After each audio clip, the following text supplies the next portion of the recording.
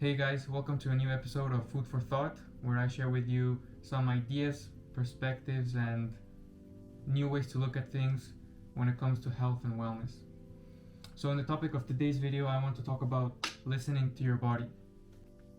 So first, let's start with what listening to your body is. So when I say listen, when I use the word listen, I don't refer to it as in hearing.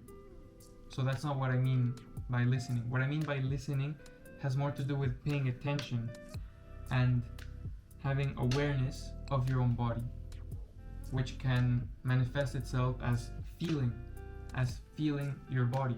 Ways we can feel our body can be through things like pain, for instance, when you stub your toe against the door or something, or when you step on a Lego.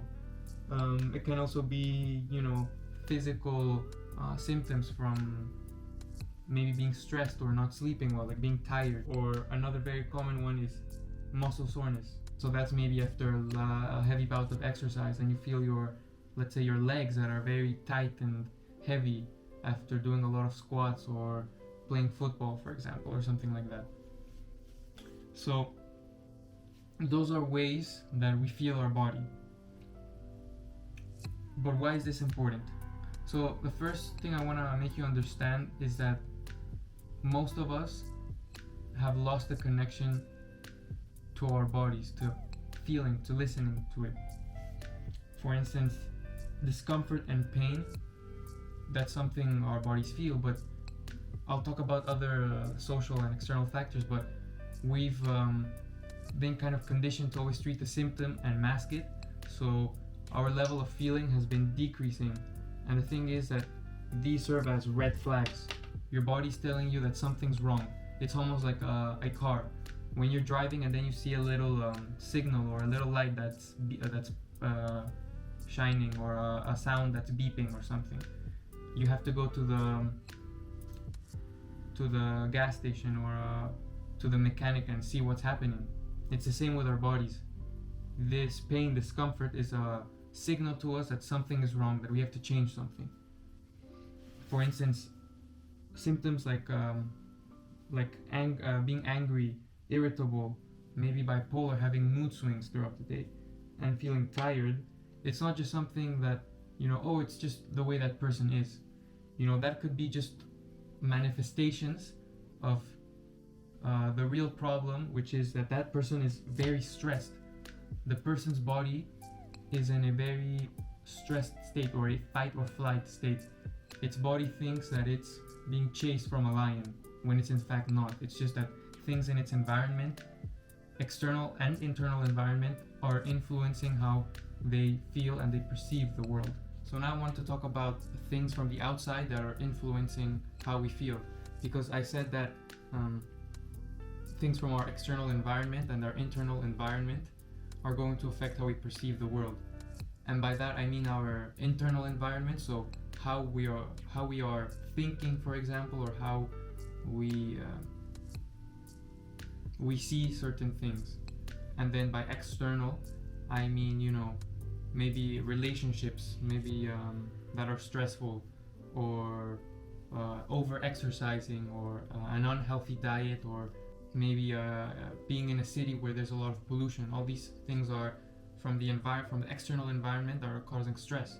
And then from our internal environment, things like negative thinking, bad attitudes, stuff like that are going to affect our body as well. So it's both of those environments that are going to affect our stress, for instance.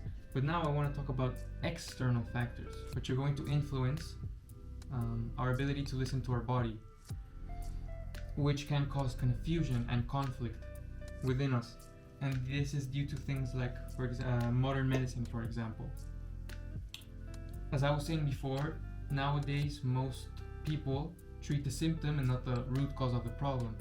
And that's also largely because of the current system we've been using in modern medicine, which is based on allopathic medicine. So that's based on chemical drugs. Allo means against. Think of antibiotics, antidepressants. You have depression, here you go, here's an antidepressant. You have a headache, here you have this ibuprofen, for instance. And these have their place, but they're covering a symptom or a manifestation of something greater. Because you also have other forms of medicine like homeopathy, like cures like, and naturopathy, which is like self-healing and natural remedies. But I'm not gonna get much into it. My point with this is that a lot of people are conditioned to only treat the symptom and not dig deep and really find the root cause of the problem. Which leads us to factors like our conditioning and expectations from society, which are of course going to influence how we think our body should feel, because a lot of times people get confused with how they think they should feel and how they really feel. It's important to create a distinction between those. And then we also have things like fake food. These highly palatable processed foods, like they are man-made with artificial flavorings and a lot of additives, which trick your biology into really liking that food, and then you're going to crave it. But as opposed to whole foods from nature, like a sweet potato or meat or a fruit, for example, those are packed with nutrients and they come right out from the soil or from the animal. And like I was also talking about, we also have the social expectations. Like I want to talk about exercise here.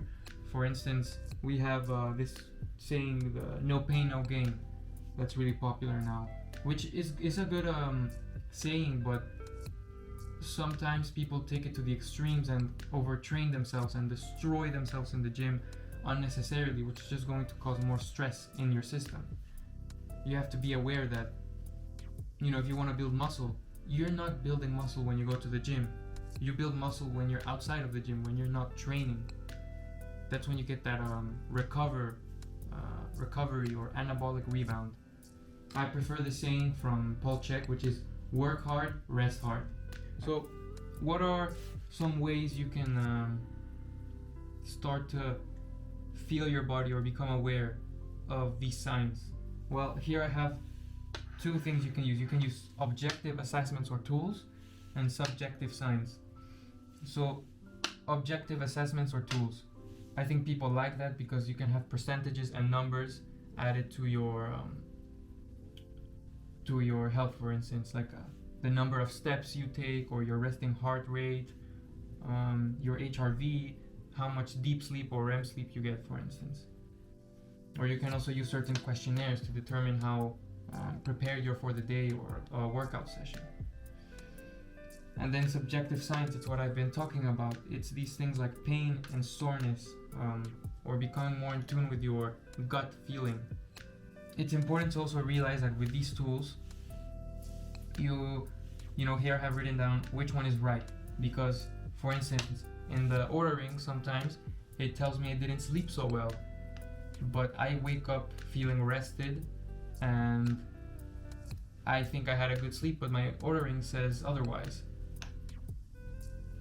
So sometimes you have to pay close attention and evaluate which one is giving you what you really need, because oftentimes these can cause you maybe addictions, like, oh, if my ordering says I don't have this readiness score, then I'll feel like shit, and then you're going to believe that. So remember that the mind is very powerful, and that is going to impact how you perceive the world too. So now, to end the video, I want to talk about implementation. So I want to talk about things or tools you can use to start creating a closer relationship with your body.